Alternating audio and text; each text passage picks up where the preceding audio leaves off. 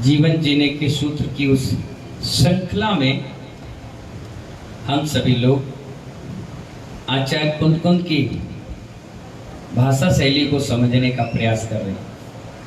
वो आज इतनी अच्छी बात बोल रहे हैं अजय भैया।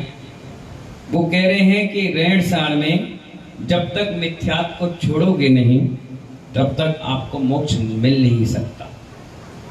अगर आप ये कह रहे हो कि मेरा ये शरीर है, क्या कह रहे हो नवीन भाई, किसका शरीर है?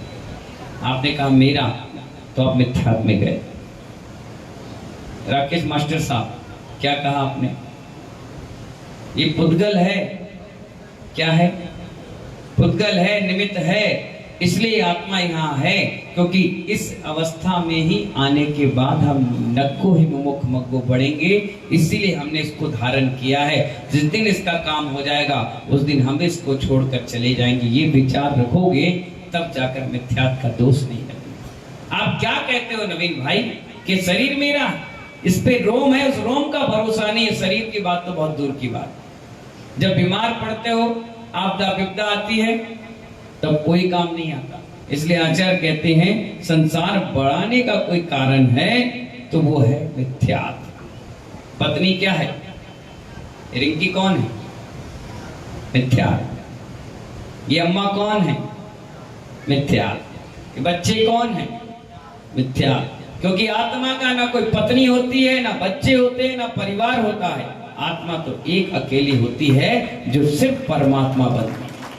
जितने आप मकड़ी के जाल के तरह जाले बुनते चले जाओगे महानुभाव, उतने उलझते चले जाओगे। और देखना मकड़ी हमेशा अपने जाल में मरी मिलती है। अपने जाल पे बुनती किसके लिए? शिकार के लिए। शिकार भी करेगी, पेट भी भरेगी, पूरा हस्तक्षेप करने के बाद लास्ट में जब उसकी डेड बॉडी मिलती है उसी जाल में उलझी मिलती है। इसीलिए हम मकान बनाए, दुकान बनाए, बंगला बनाए, कोठी बनाए, कितने बड़े बड़े रेस्ट हाउस बना ले, लेकिन मरोगे उसी मकान के अंदर जिसको तुम बनाकर जीवन जीने की, तरक्की करने की सोच रहे। साधु ऐसा करते ही नहीं। आज यहाँ है, कल वहां है, परसों वहां है, उसकी जिंदगी आनंद के क्षण ले रहा है। इसलिए आचार्य कहते हैं संसार बढ़ाने का कोई कारण है महानुभाव, तो बसंत जी क्या है? मिथ्यात्व है। और संसार घटाने का काम कोई कर रहा है, वो सम्यक पने से जीवन जी रहा है, उसे कोई मतलब नहीं। पत्नी सहयोग, बच्चे सहयोग, और एक दिन इस सहयोग का वियोग होना भी निश्चित है। उस समय आता है, किसी की शादी हुई है दूसरे दिन वियोग, किसी की 10 साल बाद, किसी 5 साल बाद, किसी की 50 साल बाद, किसी के अंत में। एक पति पत्नी का जोड़ा तो हमने ऐसा भी देखा कि पति घर में बैठा था और पत्नी को अटैक आ गया, पत्नी मर गई, उसे जलाने गए बच्चे, और वहां से आए तो पिताजी चल बसे। यहां अग्नि शांत नहीं हुई, दूसरे को छोड़ने गए, वहां अग्नि शांत हुई। लोगों ने कहा दोनों के अंदर कितना प्रेम था कि हल्का सा वियोग भी सहन नहीं कर पाए। मैंने कहा उनका अभी का प्रेम और वियोग सहयोग नहीं, यह अनादि से चला आ रहा है। कभी कोई पत्नी बन रहा, कोई बच्चा बन रहा, कोई भाई बन रहा, कोई बहन बन रहा। आपको मालूम है लक्ष्मण और राम 10 भाव से नहीं, ना जाने कितने भाव से एक ही परिवार में, एक ही कुटुंब में जन्म ले रहे थे, क्योंकि नारायण और बलभद्र का प्रेम अटूट होता है। क्या होता है? अटूट होता है। वो मर भी गए तो 6 महीने तक उनकी डेड बॉडी अपने सीने से चिपका चिपका कर घूमते रहे। लोगों ने कहा भी ये मरा है, मुर्दा है। बोले नहीं, अभी ये सोया है, थोड़ी देर में उठेगा। फिर लोगों ने उन्हें जागृत किया कि क्या होता है, मुरुम को तेल की घानी में डालकर तेल निकालने लगे। पूछा बलभद्र ने, ये क्या कर रहे हो? बोले तेल निकाल रहे हो। बोले मुरुम से तेल निकलता है? तो उन्होंने कहा कि मर गया तो क्या जिंदा हो जाता है? कई प्रकार के उदाहरण आते हैं। ये राग, ये मोह, ये मिथ्यात्व इतने प्रभावशाली है हमारे जीवन में। इतना प्रभाव उनका है, जितना सम्यक का नहीं उतना इसका प्रभाव है, क्योंकि इनकी तादाद ज्यादा है। तो हमको लगता है डर, और हम इसके अंधविश्वास में फंस जाते हैं। जबकि अंधविश्वास उस व्यक्ति की तरह है जो अंधेरे में टार्च को ही सूरज समझ रहा है। किसको समझ रहा है? वो टार्च को सूरज समझ रहा है, जबकि अभी सूरज तो निकला ही नहीं। अगर सूरज निकलेगा तो ना जाने कितनी टार्च, उसके सामने उसकी कोई वैल्यू नहीं। इसलिए मिथ्यात्व तो मिथ्यात्व है, अंधश्रद्धा तो अंधश्रद्धा है, ना जाने कहां घुमा दे कहां गिरा दे। अगर अंधश्रद्धा की बात की जाए और मैं कहने लग जाऊं कि पत्थर में फूल खिल जाते हैं, तो आप क्या विश्वास मानोगे? आप कहोगे ऐसा भी होता है क्या? मतलब आपकी श्रद्धा नहीं है, इसलिए आप क्या कह रहे हो? अंधश्रद्धा में आप डूब नहीं रहे, आप मना कर रहे हो। मैं कितना ही कहूं कि इस पत्थर से तेल निकलेगा, तेल निकलेगा, आप मानोगे नहीं। क्यों? क्योंकि आपने कभी देखा, सुना और परखा ही नहीं। ये आपकी श्रद्धा कह रही है। और अंधश्रद्धा ऐसी है, मैंने जो कह दिया आपने मान लिया, मैंने जब कह दिया मान लिया, जहां इशारा कर दिया आप भाग गए, चले गए, तो ये अंधश्रद्धा है। अंधश्रद्धा कब डुबा डाले, कब टूट जाए, तात्कालिक पागलपन की तरह होती है, कब साथ छोड़कर भग जाए, कोई भरोसा नहीं। श्रद्धा जिनकी मजबूत होती है, 25-25 साल 30-30 साल हो जाते हैं, मंदिर से भगवान से इतनी लगाव रहता है, चाहे कुछ हो जाए, कोई लड़े, कोई झगड़े, कोई रहे ना रहे, उनको तो सिर्फ भगवान से लगन है, उनके प्रति श्रद्धा है। कुछ भी करो उनको कोई मतलब नहीं होता। आप देख लीजिए कितने लोग लड़े झगड़े झंझट पाले, जिनको हमसे मतलब होगा, इस पिछी कमंडल से मतलब होगा, वो अपने स्वयं आते हैं, अपना क्रिया करते हैं, चले जाते हैं। उनको मालूम है ये जितना भी कार्यक्रम चल रहा है हमारे और तुम्हारे भाग से चल रहा है, जिनके भाग्य में नहीं है उनको कुछ मिलने वाला नहीं, मिलने ही वाला नहीं है, नहीं किस्मत में। मैं कितने ही उलझ उलझ के, मम्मी आपकी कितना पढ़ाती होगी? टीचर 100 बच्चों को एक साथ पढ़ाता है। राकेश मास्टर साहब कितने बच्चों को पढ़ाते हो आप? 100 बच्चों, 200 बच्चों को, 250 को। बताओ 250 में सबके सब मेरिट में आते हैं क्या? लोकेश भाई, कितने लोगों को तुम पैसे देते होगे, कितने लोगों से माल लेते होगे, कितने लोगों के घर दुकान मकान लेबर को बनाते होगे, देते होगे? क्या बताओ, क्या हर लेबर का मकान बन जाता है? हर लेबर आपके बराबर का आड़तिया व्यापारी बन जाता है? बताइए भाई, बताओ। अजय भैया, कितने लोग बीड़ी ला के आपके यहाँ देते हैं? और हर व्यक्ति को आप सुबह से शाम तक पैसे बांटते हो। बताओ, क्या वो हर पैसे का सोना चांदी जेवर खरीद लेता है क्या? नहीं खरीदता ना। 100 बच्चों को पढ़ाओगे, उनमें एक मेरिट आएगा,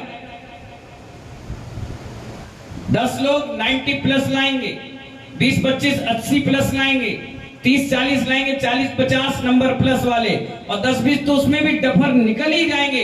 अब टीचर का दोष नहीं है महानुभाव, उस पढ़ने वाले बच्चे का दोष है, उसके भाग में लिखा ही नहीं है।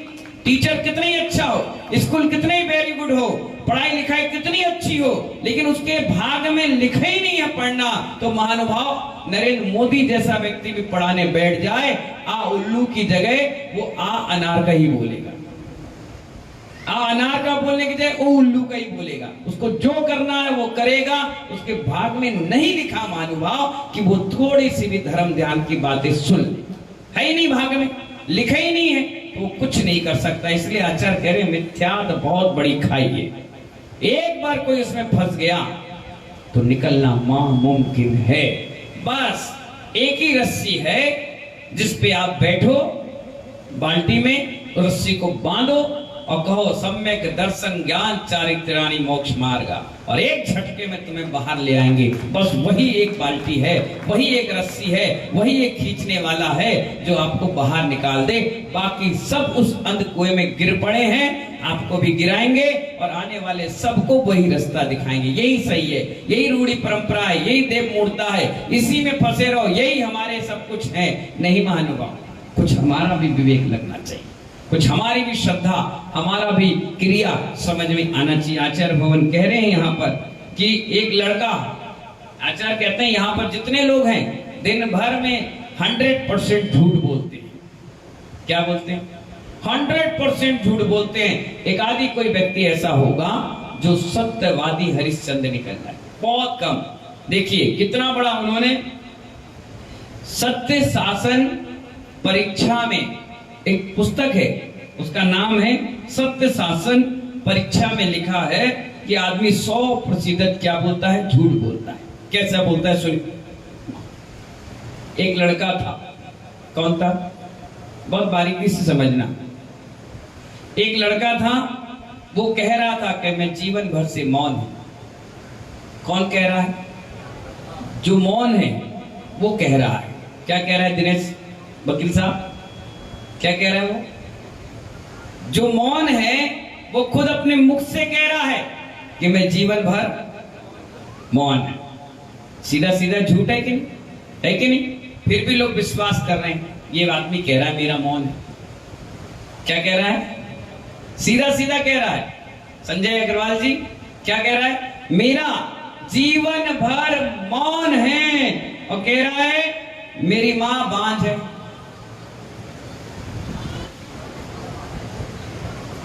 क्या कह रहा है? जोर से बोलो ना। पहले तो कह रहा है, अपने मुंह से कह रहा है कि मेरा जीवन भर मौन है। सामने वाला पागल है, अभी तो बोल रहा है कि मौन कैसा है। ये आचार्य भगवान बता रहे हैं कितना झूठ आप सफेद झूठ बोलते हो कि जीवन भर मेरा मौन है और मेरी मां बांझ है। तो जब तेरी मां बांझ है तो तू पैदा कैसा हुआ? और कह रहा मेरे पिता बाल ब्रह्मचारी है।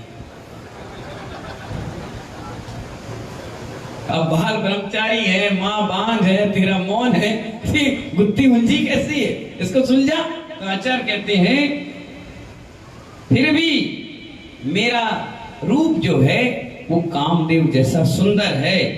यह बात सत्य शासन परीक्षा में लिखी है कि सत्य की परीक्षा ली जाती है, आदमी कैसे 100% झूठ बोलता है। और झूठ पकड़ने के लिए भी आचार्य भगवान ने एक ग्रंथ लिख दिया।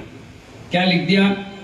उन्होंने लिख दिया कि जंगल में तीव्र तपस्या कर रहा है, उपवास कर रहा है, काय क्लेश कर रहा है, पहाड़ की सर्दी गर्मी बर्दाश्त कर रहा है, मगर यदि वो मिथ्यात्व के साथ कर रहा है तब भी उस व्यक्ति को मोक्ष मिलने वाला नहीं है। कितना ही झूठ बोल रहा है, मायाचारी कर रहा है। इसलिए महानुभाव आचार्य भगवान कितनी अच्छी बात कह रहे हैं, जब तक आपको सम्यक दर्शन और ज्ञान चारित्र नहीं होगा आपका कोई फायदा होने वाला नहीं है। आप कितने ही भागते रहे, भीड़ की भीड़ चलती चली जाए, दौड़ते चले जाओ, भागते चले जाओ, कोलू की बेल की तरह रहोगे। पट्टी उतार के देखोगे तो शाम से सुबह तक चलते चलते थक गए, लेकिन मिले उसी खटिए खूट से बंधे हुए, आगे चलने का कोई रास्ता नहीं मिला। इसलिए आचार्य कहते हैं अंधश्रद्धा की कोई भी वैल्यू नहीं, 2 कौड़ी की भी नहीं है। श्रद्धा लगेगी तभी सम्यक पूर्वक काम होगा और आगे बढ़ते चले जाएंगे। इन्हीं मंगल भावनाओं के साथ महानुभाव आप सभी को बहुत बहुत आशीर्वाद। समय मिला तो हम सब लोग फिर मिलेंगे, श्रद्धा के साथ, विवेक के साथ और क्रिया के साथ। जय बोले महावीर भगवान की।